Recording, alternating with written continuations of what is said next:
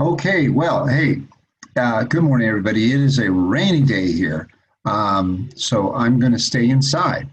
I'm inside, and it's raining outside. Um, and also, you can. What we're going to do. This is actually kind of a good thing because rain plays a role in the story. Rain plays a big role in the story. So this is kind of fortuitous, as they say. All right, fortunate. All right, here we go.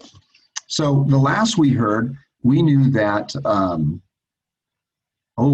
that Hannibal showed up. Hannibal Ben Ethbal, or no, Hannibal, the son of Ethbal.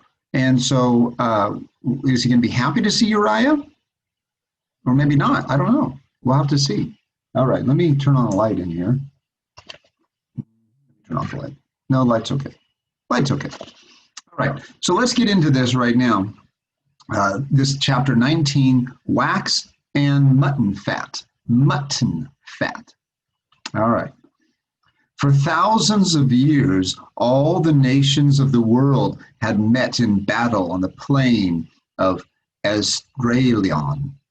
Men from the east, men from Sumeria and later Babylon, men from the desert had battled there with the ancient inhabitants of Canaan, later settling down to mingle and become one people. Egyptians had come there and conquered the kings of Canaan on that plain. Joshua, the hero of all Hebrew stories, had fought there many years ago. Hittites had come down and conquered there, driving all before them, Egyptians and Canaanites alike. Now it was my turn. We circled and entered from the south. We rode on to the level ground divided by the great highway, with its fertile fields, its wheat and barley, its many flowers. All around us were the great hills. Always ahead of us in the distance was the mountain of Tabor, with its wooded slopes rising from the plains like a great lowering mound. Often as we rode, I stole a glance at Hannibal, but he never looked at or spoke to me. In that first moment, I had rejoiced to see him again. Then I had seen the change that had come over him. He had looked at me only once, then turned his head and kept silent. So he's not happy to see Uriah. By nightfall, we had reached our destination. We pitched our camp on the ground not far from Tabor. The rain still came down. See? The rain. But troops were put to work at once to dig trenches and barricades to guard the encampment from any surprise attack.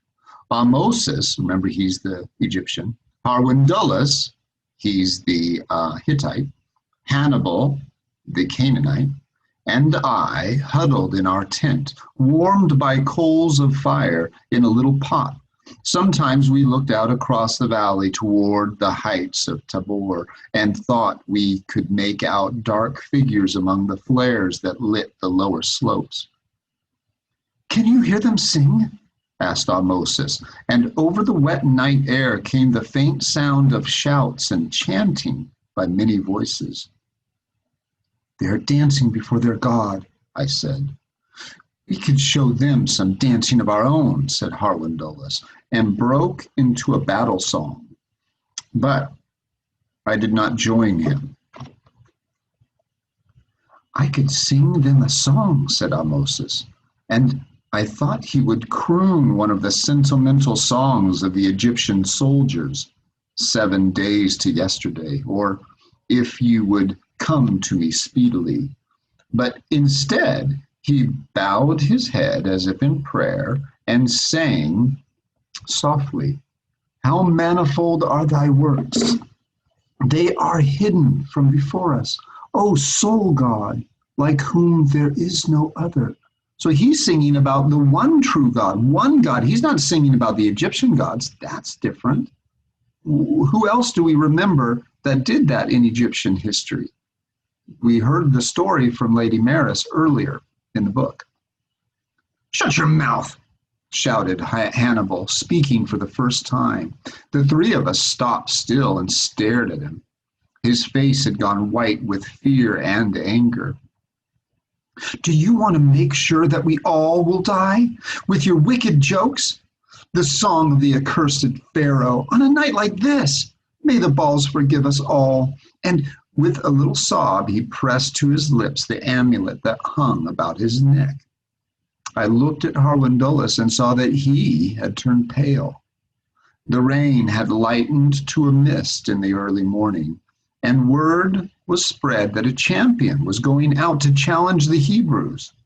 This custom was strange to the Canaanites, though it was often done among the Hittites and the Sea people. A champion fighting man would ride out in his light chariot and offer single combat to any champion of the enemy who would take up his challenge. Such a combat often decided the outcome of a battle. We gathered with the others to watch, and I was not surprised to see that it was a Philistine, one of the sea people, who had ridden out. Several of the Philistine envoys to the inland towns had come with hosts more out of curiosity than for any other reason. This man was splendid in his many-plumed helmet, decorated with the teeth of wild boars, with his white teeth and sea-gray eyes. He rode straight out across the plain, and I wondered why Sisera had sent him. Why should he take the risk of a single combat when our chariots were strong enough to wipe out the enemy entirely? The answer to that question is right behind me. "The rain is coming down again," muttered Hannibal. For a long time, the Philistine rode back and forth before the lower slopes of Tabor, shouting his insults at his challenge. Then he rode back. We were close enough to see the anger in his eyes and the dark frown on the face of Sisera. "They are cowards," cried Harwindolus. "Barak, they're great fighting men. Too much of a coward to take up a challenge, even when it is his only chance." Well, he turned to the rest of us. Why didn't they send out their witch Deborah? There was a shout of laughter, but Amosis, when we were back in our tent, looked at me with serious eyes. "They say you know Barak," he said. "Why do you think he would let such a chance go by?" "He is very clever," I said slowly. "What is clever about it?" protested Harwindolus. "It is his only chance against us." "Sisera doesn't think so," I replied, remembering the black look on the face of the captain of the hosts, and a deep foreboding settled over me. He doesn't feel good about this war, this battle. I was sleeping a troubled sleep that night when a hand on my shoulder shook me awake. I forced open my eyes and looked into the shadowed face that was bending over me. It was Hannibal. I sat up with a violent start, my hand reaching for my knife. But for so many things had happened to me that this was always my first thought. But Hannibal was not about to kill me. He sat back and watched me while I calmed myself, asking him angrily what he was trying to do to give me such a fright. "I swore I would never speak to you again," he said at last, "or even say your name. But now I must, because I am afraid." "Afraid of what?" I asked wonderingly, which was a foolish question, we being on the eve of battle, but somehow I did not think this was what Hannibal feared. "I have always been afraid," said Hannibal. I frowned in disbelief. Hannibal the smiling? Hannibal the lordly? Hannibal the master of such wealth and so many slaves? I felt as I had felt when Menmont said that it was Sisera who feared all others. "Always afraid," said Hannibal. "Afraid of the Egyptian garrisons, that they might take me away as a hostage, or take my father away if he could not raise enough tribute, which is like a tax or fees, money.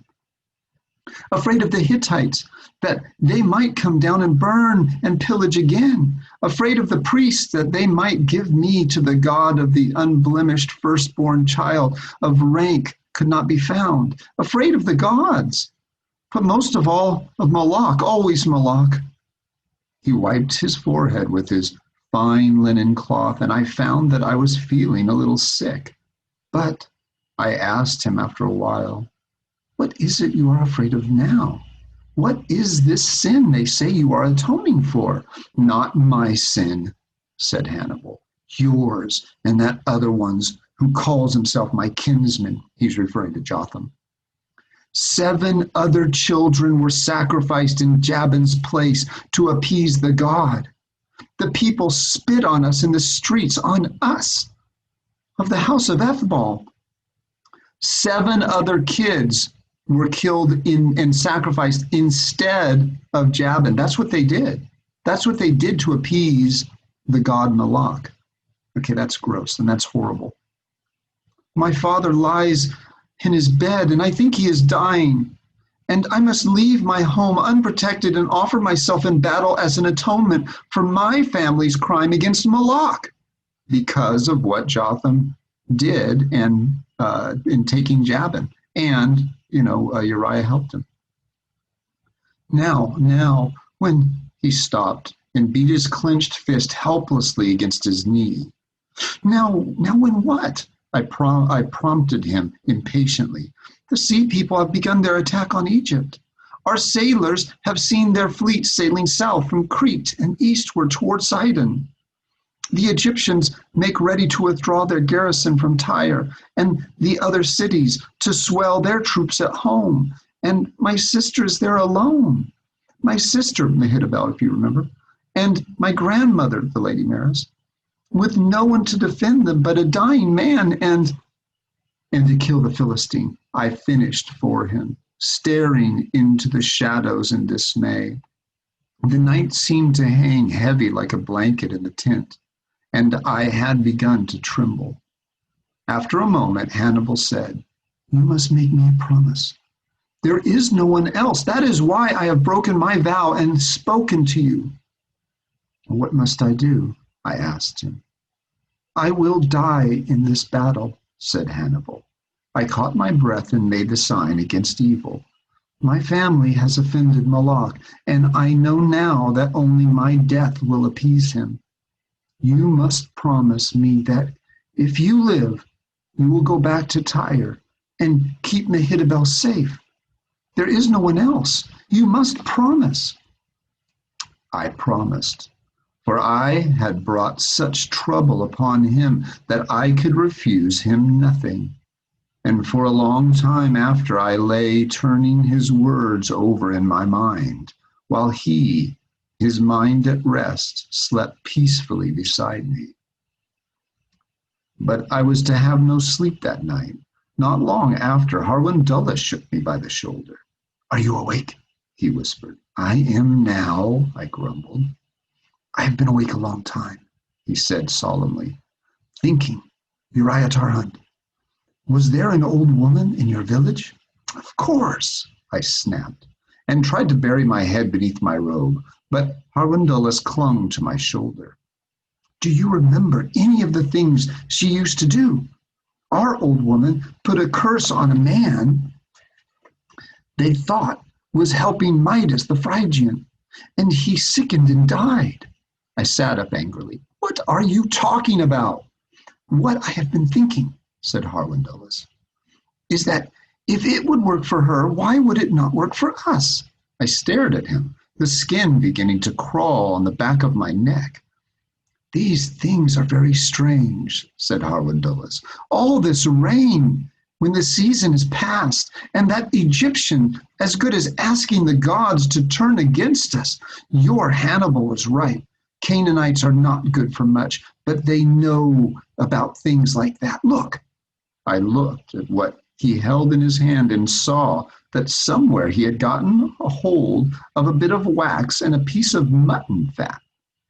I began to tremble, For these things in the hands of priests and old women were very powerful. You are going to make a curse? I whispered. Why not? Come on. Feeling as if I were in a dream, I followed him to where the coals of the fire were glowing balefully. Harwindulus looked with some fear at what he held in his hand. Wait, I said. It's blasphemy. Only the old women and the priests are allowed to make curses. But there is no old woman here, said Harwindulus. And Hannibal was right when he said nothing could be worse than blasphemy than that song Amosis sang. Maybe this will help. At least we can try. Solemnly, he held his hands out over the fire. May our offering please you, goddess, O my lady of the lions, mother of the land of Hatti, queen of heaven and earth. Suddenly, he cast what he held in his hand upon the coals, and I started at the hissing, sizzling sound. As this wax has flattened, as this mutton fat has perished, so shall he who works evil against the gods of Hatti be flattened like wax and perish like mutton fat. So shall the tribes of Israel and their God be flattened like wax and perish like mutton fat. The face of Harwindulus looked red and strange in the light from the coals. The smell of the melting wax and sputtering fat made me sick. I could feel cold sweat on my forehead and on the palms of my hand. When the flames had died down, Harwindulus sighed. Now they are accursed, he said. I would have cursed Amosis too, but we need every man in battle. He was smiling with relief and satisfaction and already looked half asleep again. He settled himself on the ground, wrapped himself in his robe, and seemed ready to slumber till noon. Suddenly the feeling that had come upon me when I had said no to the priest of Moloch swept over me again. This time it came in the form of a great anger. Harwindulus, you fool, I cried. He sat up and looked at me in hurt surprise, and then I uttered a terrible blasphemy. Wax and mutton fat, I cried. What kind of gods would have anything to do with that? What kind of gods would devour children and make war against each other? What kind of gods would keep men in fear from the day they are born? Shall I tell you what I believe? I don't believe there are any gods. I felt a great despair, but for the very first time in my life, no fear of the wrath of the terrible ones. Outside, I heard the sound of the rain, which had begun again, in spite of Harwindulus's curse. Okay, it's the battle tomorrow, guys. It's the battle. The River Kishon, chapter 20. This thing will come to a head and we'll find out what happens. All right, and you heard what Uriah believes now. He doesn't believe in any gods at this point in time. You can see how these many gods made people feel so fearful all the time. All right, guys.